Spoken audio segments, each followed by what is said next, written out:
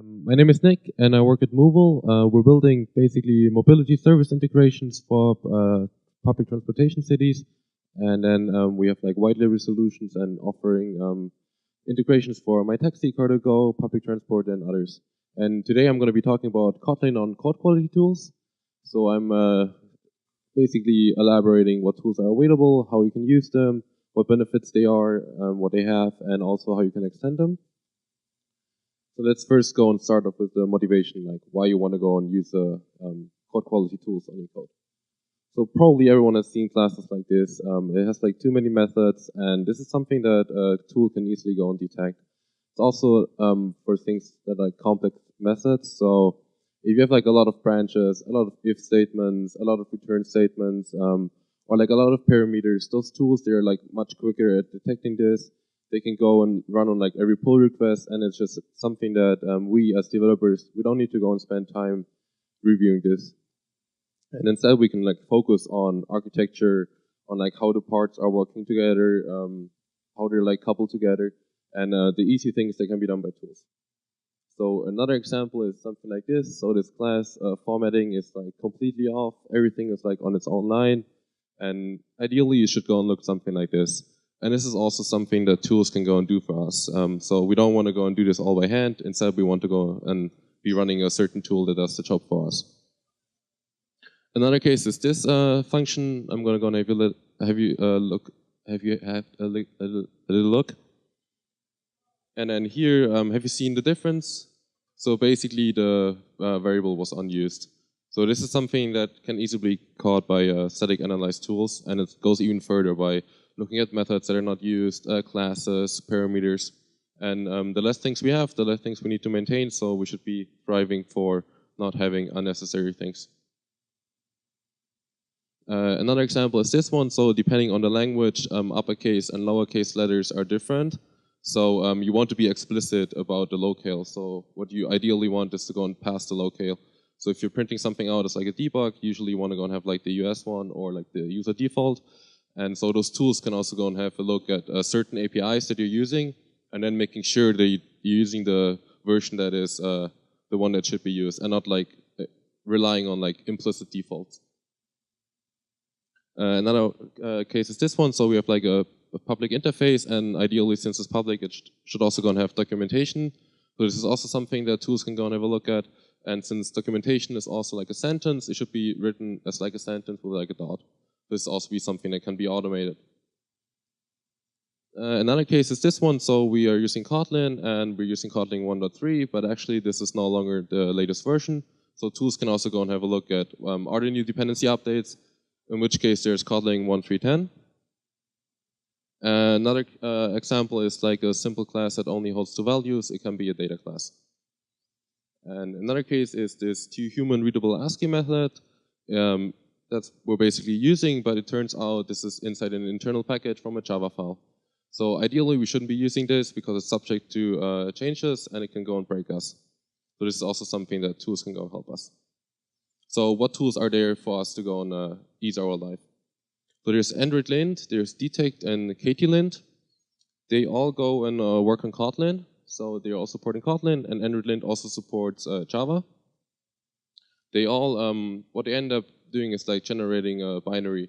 So you can invoke the binary, you can specify some of the configuration parameters like the inputs, configuration, whether you want to go and exclude something. So you can also run them on like CI. So you don't need to like have a specific integration because it can be invoked from the normal terminal.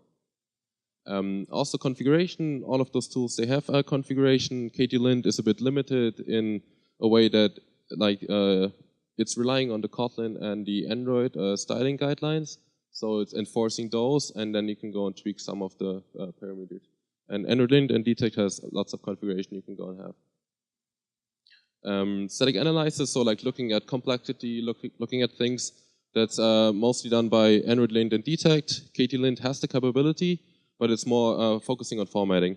So you can think of it like Lint and Detekt, they're focusing on static analyzing, and Ktlint is more looking at formatting. And another big part that is really cool is autocorrection. So if a tool knows that there's something wrong, it's even better if the tool can go and fix it for yourself. So you don't need to like spend time trying to go and fix it yourself. Lint has an integration for that. Detekt does not currently. And Ktlint also has an option to go and format all of your files.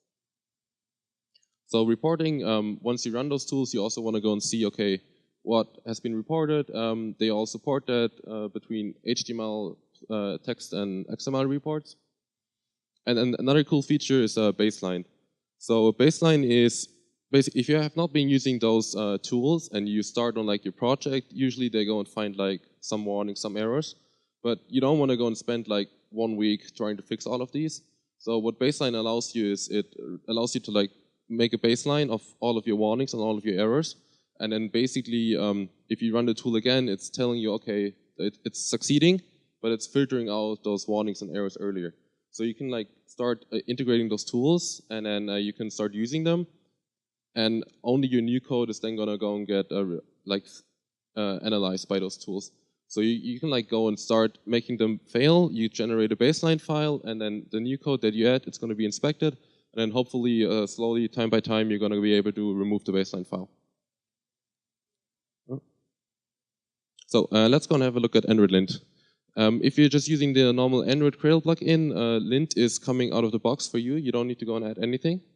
However, if you're using a normal Kotlin module, you can also go and add the Android Lint plugin.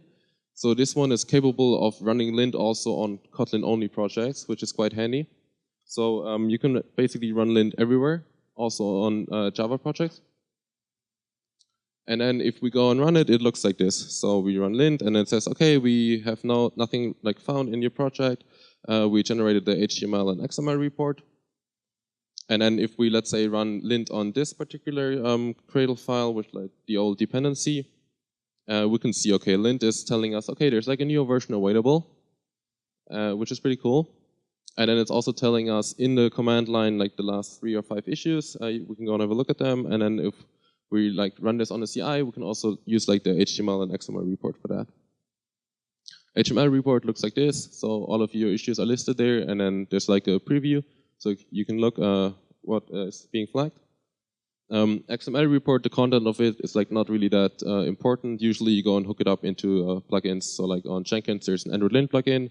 And then you like pass in the XML file, and then you get like a nice report and like stats. Lint configuration can be done by the Lint options. If you're running in like an Android module, you wrap it inside the Android closure, and then you have like a bunch of things you can go and configure. So the Lint config is an XML file. I'm gonna go show next. Then each issue has like an ID, so there's like typograph codes, and then you can like say whether you want to enable them, disable them, whether it should be a warning, fatal error, just an error, whether you want to go and ignore it. And then you also can like tweak certain severity levels. So, or like you can say all warnings should be errors. You can say that also the issues that are disabled by default, you want to go and run them. There's basically like a bunch of options where you can go and tweak it to your needs. The XML file, the configuration file looks like this. So you can, for instance, say that some of the, like for unused resources, we want to go and exclude a certain thing with like a regex. We can also go and say that an entire issue ID should be ignored, and we can also say, for instance, instead of ignore, we could be writing fatal. So if you're like building a release version with assemble release or with Android Studio, and this is like marked as fatal, the Lint is actually running those fatal Lint checks for you and then breaking the build if it finds something, which is also super helpful. And then there's also like a path option where we can go and exclude certain things. Now for the baseline, there's also the baseline function that we can go and use. And then we basically specify a file that's being used. And then if we go again back and look at the code with the old dependency, and if we go and run our Lint task, basically it scans the entire project, looks at everything, and then it's telling you, okay, hey, we found this error, we're creating this baseline file for you, and we're aborting the build, in case this was like not intentionally invoked. So the baseline file looks like this.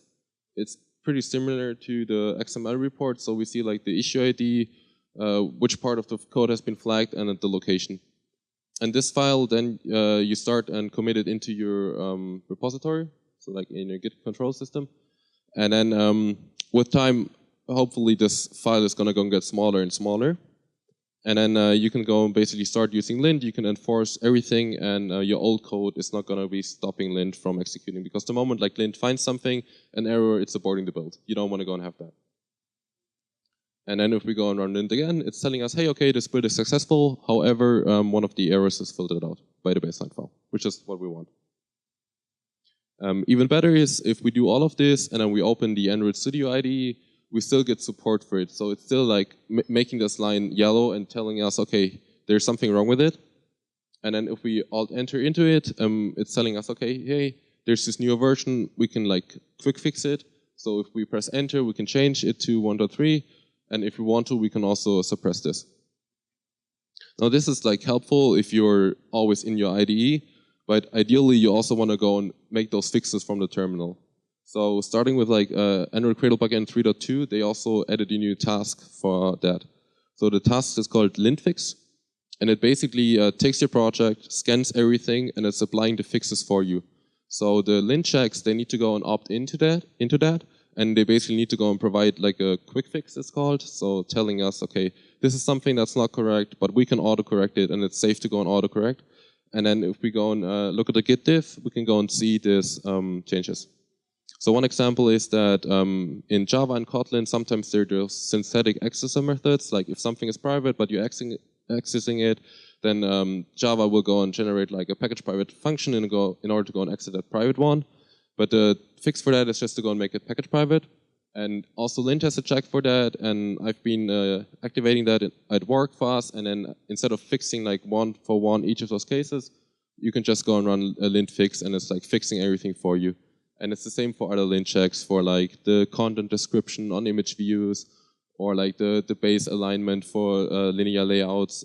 It can go and add those itself. Now let's go and have a look at Detekt.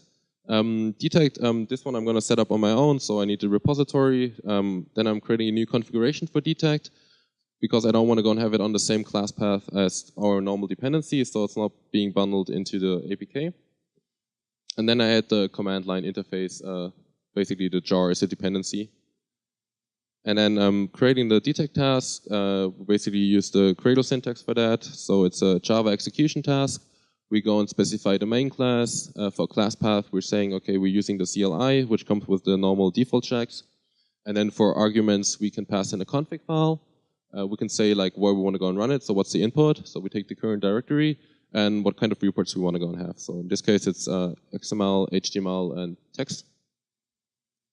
The configuration file looks like this. So it's a YAML configuration file.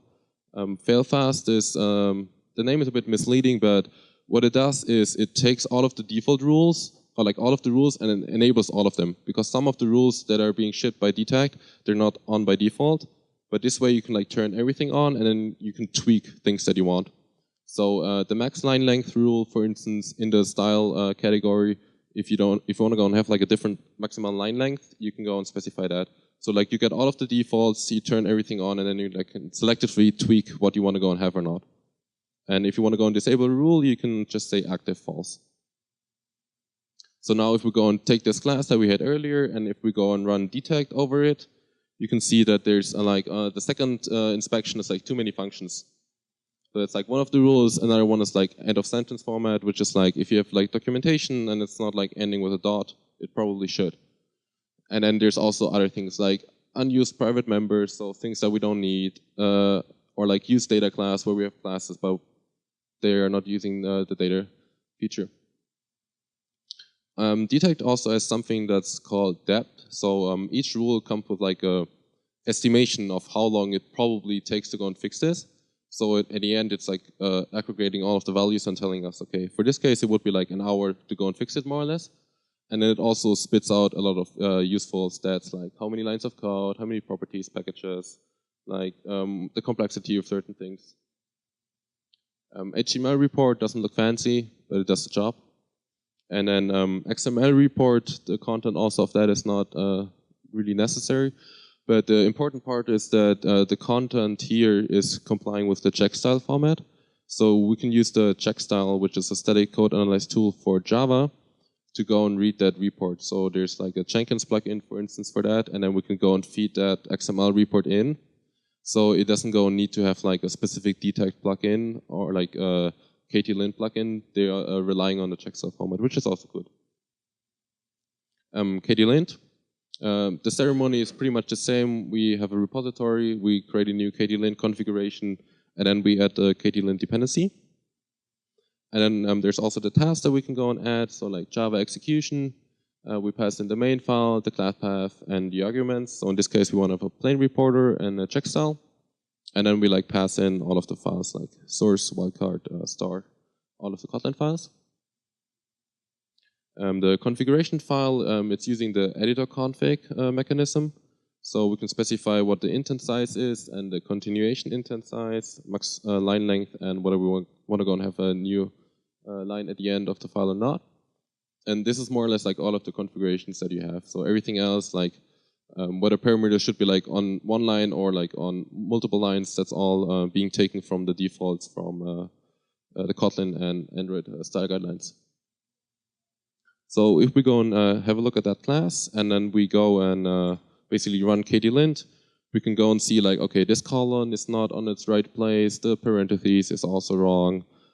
And then XML report, again, is also using the Checkstyle format, so we can also go and feed that into normal Checkstyle plugins. But since Ktlint knows like what's wrong, it's even better if it provides like auto-formatting, in which case it does. So if we just pass this -f parameter, and then if we go and run it again, so we say Ktlint format our task that we created, and then if we do a git diff, we can see like it's formatting pretty closely. So like it's putting all of the parameters on its own line. They have like the right indentation. The spaces between like the colon and the parentheses are removed, and just everything is being put nicely together. How would you go and expect it? So the best way to go and add Ktlint is just edit, format your entire code base once to like the standard, commit it, and then you can go and move on. So now all of this is cool, but usually if you start dipping your feet into that, you also want to go and add custom rules. So you want like specific custom behavior. So one that I want to go and show is basically a class which is importing an internal class in an internal package.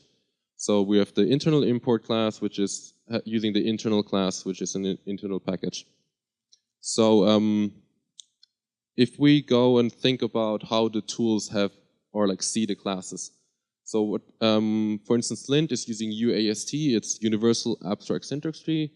There's also just AST, and the difference between UAST and AST is that AST is usually like specific to a language like Kotlin or Java. And UAST is being developed by JetBrains. And they basically have a universal syntax tree, and that way they're supporting Kotlin and Java. So you can operate on that universal one, and then you get like out-of-the-box support for multiple languages, and you don't need like custom rules for specific languages. And then if we basically take that class from above and we feed it into like a tree, you can see that it starts with like a file. There's no package name because I didn't declare that. And then it has the file has like children, so we're like traversing down that tree. So the first one is like the import statement. Then we go and start with the class. Since this is Kotlin, in the end it generates to like a Java bytecode class which has like a field, a constructor, and a get method. So that's why you see like more things in the UAST. So there's like the field, that's the field from the internal class variable. Then it's like annotated with like not null, and then if you want to go and flex something, it's usually best to go and look at your use cases, get like the tree, there are like debug methods for that, and then you like can go and visit those methods. So those tools, they use the visitor pattern, and then you can visit each of those elements. So for instance, you can visit the import statement, you can visit the class, you can visit fields, you can visit annotations, and then what you end up doing is you start aggregating all of the data that you need, and then you're like, depending on your check, you're checking, okay, what is it that I need to check against, and then I can just go and report warnings. So how does it look like in Android Lint? So we need to go and create a new module. It's a Kotlin module. We need the repositories for retrieving the dependencies. And then dependencies are a Lint API, and then for testing, they also have special testing support. And then the first thing we start doing is we create an issue. We give it a name, that's a no internal import, then like a brief description, no internal imports, and then like an explanation. So we don't want to go and import something from an internal package because they're subject to change. It's in the category correctness, priority, I just gave it a 10. It's a warning, and then implementation is where we start implementing it. So it's using something that's called detector, and then we basically say this detector can run on Java file and test sources. Java file, the name doesn't imply that it's only for Java, it's also for Kotlin. It's just that with Android Studio 3.0 and Cradle plugin, they added Kotlin support, and this hasn't gotten a rename yet, but it's supporting both Kotlin and Java. So the detector, we basically extend from the detector class, and we're telling it, okay, we're also implementing the UAST scanner, and then we start saying, okay, what are the types that we're interested in? And if you remember earlier, the import statement, it was a UImport statement. So we're saying, okay, the applicable types that we are interested in is a UImport statement. And then we go and create something that's called a UAST handler. And the UAST handler looks like this. So we have this visitor methods from the visitor design pattern, and then basically we can override the visit import statement. We go and get the import statement. So what Lint does is it looks at all of the files, looks at all of the imports, and then it's basically looking what detectors are there, which types are they interested in. If they're interested in an import statement, they can go and call the import handler, and then they call the visit import statement. So for every import statement, this method is going to be called. Then we get the import reference, we take the source string, and then if it's containing the internal package, then we can basically say, okay, this is an issue, we want to report it. We pass the issue, the node, the location, which is where like the scribbly lines and the yellow and red warnings are, and then we have like a normal message that we can go and pass. So this is like everything that needs to be done for just creating your own rule. The part that's missing now is Lint needs to go know how to go and find this detector. So what mechanism they have in place for that is called an issue registry. And there you basically go and override like the issues property, and then you like pass the issue that we created earlier. And then we can also say to which Lint API we're compatible. For that, we're just using current API. And then the final last place is to go and add a manifest attribute with like the fully qualified name of that issue registry. So what Lint can go and do then is it can go and look at the jar, looks at the attribute if it's set, instantiate our class, it casts it to our issue registry.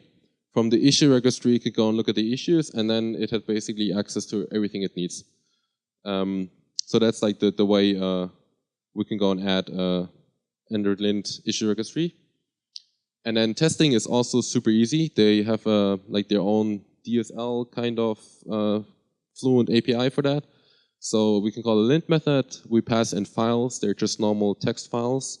Then we say which issues we want to be running against, and then we can say run expect. And then here in the expect statement, you basically get all of the information that you want. So we can see it's a warning. We can get the text. We get the issue ID, no internal import. And then we also get like a preview of what would be flagged. So in this case, the import statement on its own, which is the location. And since this is operating on UAST, we can also go and quickly write like a Java test. So also ensuring that this works on Java. So the only changes that we need to do is like instead of KT, we write that's a Java file, we add the semicolons, which are required. And then the assertion is more or less the same. It's a Java file instead of Kotlin. But since it's operating on UAST, it's super handy. So if we have like a code base that's mixed between Kotlin and Android, I would suggest to go and use Android Lint. So the only thing that's missing now is adding your custom rule to your project. So if you're in your app, you have dependencies, and then the Android Lint plugin is adding a custom configuration called Lint check for that. And then you basically go and specify the path from the project. Also, there are open source repositories like Timber and Butterknife. They also ship their own Lint rules, and it also works. It's like either you can say Lint check, just like a normal project there, or you can also use like implementation API with like a custom Android AAR file, and that can also go and bundle Lint checks.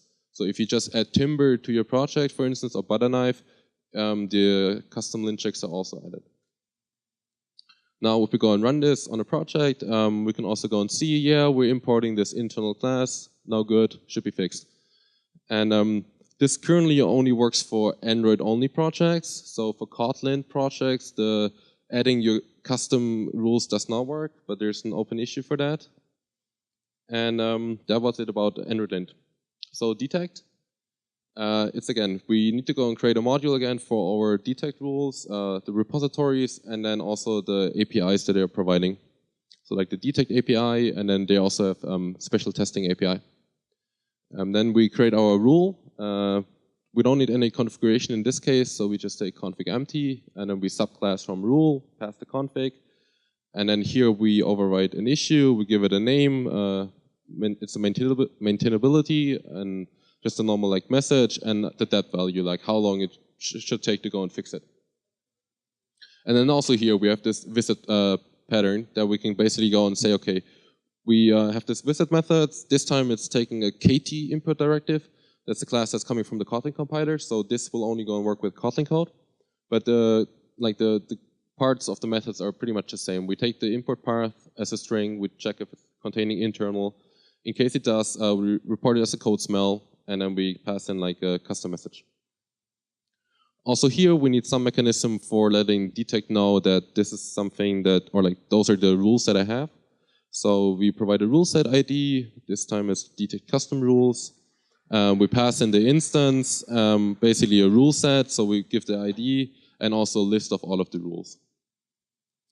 And this class also needs to be picked up somehow by Detekt, and the way it's doing that is by using the service mechanism. So we, in the resources in the meta-inf, we basically create a file called io-gitlab r2push detect API rule set provider, and Detekt is looking for that class, and then the content of that is the fully qualified name of our rule set provider.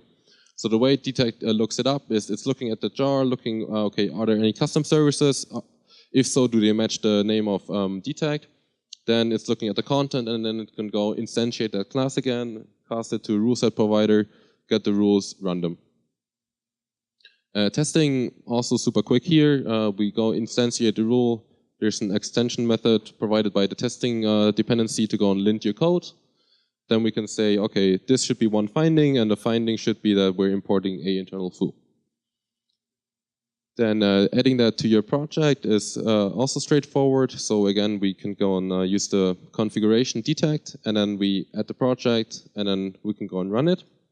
And then you can see here that the third flag is basically no internal input rule, and so it works. So we can go and add it to our project. Ktlint is also similar here. We need, again, a new custom module, repository, we take the APIs. Then also they have like a rule, their own rule, which we go and give like a identifier. Here it's a bit different, so instead of having like a specific visit method for each of the capabilities like classes, annotations, methods, input statements, it has one general one.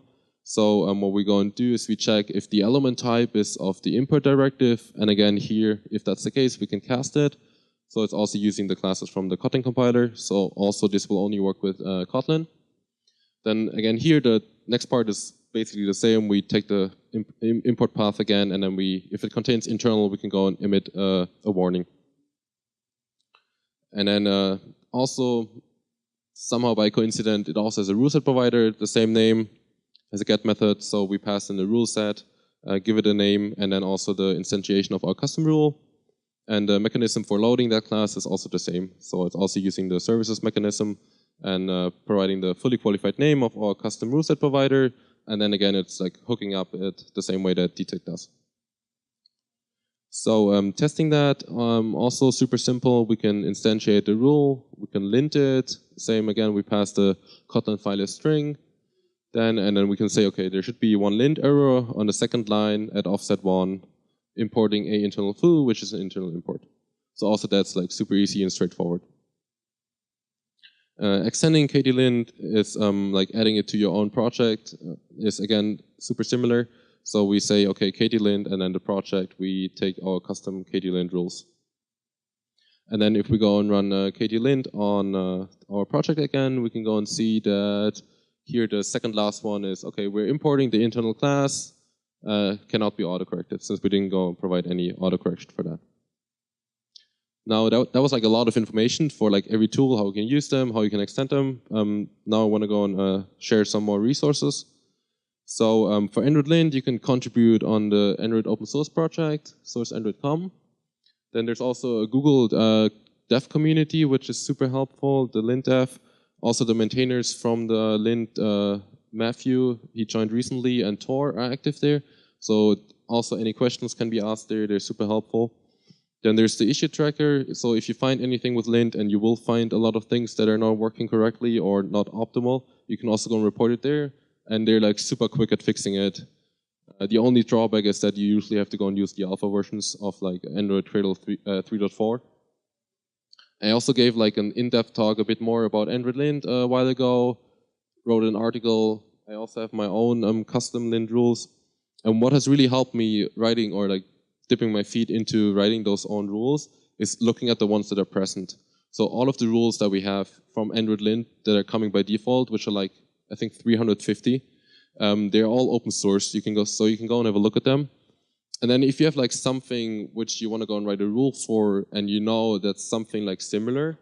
So for instance, if you want to go and write like an inspection for layout files, you can go and, for instance, look at the label for lint check, which checks that edit text has like a label. And then if you want to see how it works, you can just go open the link, look at the detector. They're also all covered with tests, so it's like really nice to go and get into. And then you can also look at the more complex ones. So for instance, there's like the check result lint check that checks if you call a method that's annotated with check result or like check return value, and that value is not used on the callee side, it will go and be flagged. So this is like something that's rather complex to go and do, but all of those rules are open source, and you can just go and have a look at them. Detekt, the Android is on, the project is on GitHub. It's open source. Also in the Kotlin language Slack, there's a Detekt channel, which is also pretty active. Also wrote about that, writing your own Detekt rule. And for Ktlint, there's no Slack channel as far as I know, but it's also open source. Now, another thing, like you might be wondering, okay, this is like a lot of things that needs to be configured, needs to be added. So I also have a code quality tool for plugin, which adds not only Android Lint, Ktlint, and Detekt, but also static code analyze tools for Java, so like Checkstyle, PMD, Findbugs, Error-Brown. So you can go and check that out. And then also everything that I've shown here, all of the code, I've also put into the Kotlin on code quality tools GitHub project. So like all of the custom lint rules, how you can go and configure them, how you can go and extend them, all of the modules, everything you saw on the slides here is also there. The tool for adding all of the tools for your Android app is below, and you can reach me on social media there. So thank you.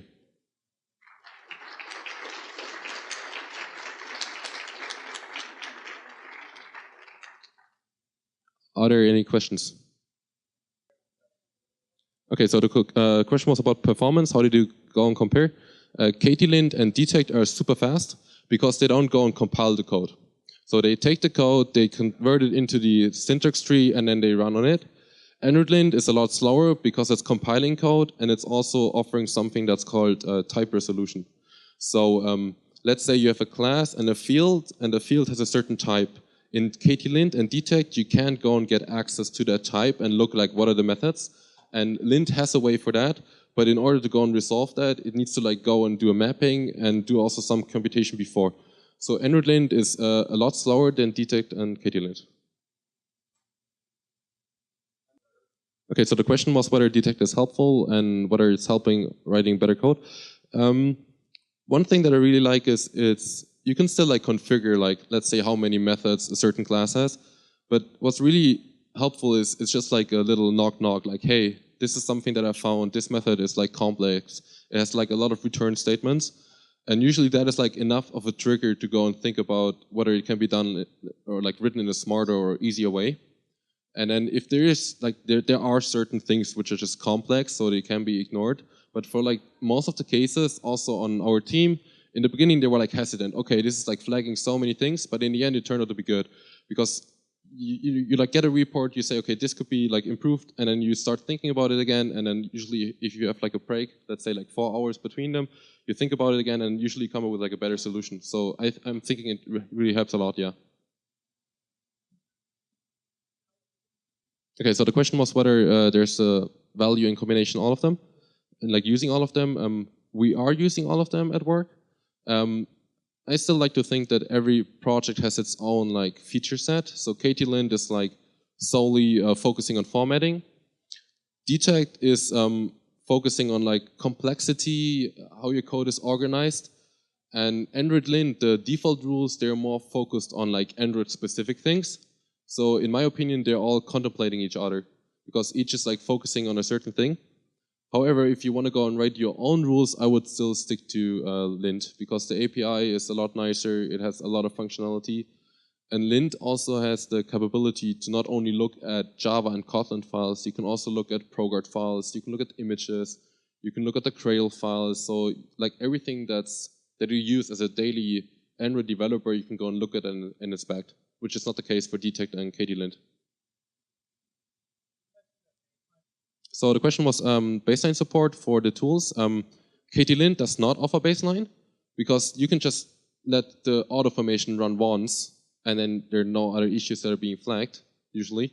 So like you can format your code base once and then you don't need the baseline. Android Lint has baseline, like as shown, and for Detekt they also have baseline. So they have like a -- create baseline argument that's generating the baseline, and then it also has a baseline argument for specifying the file.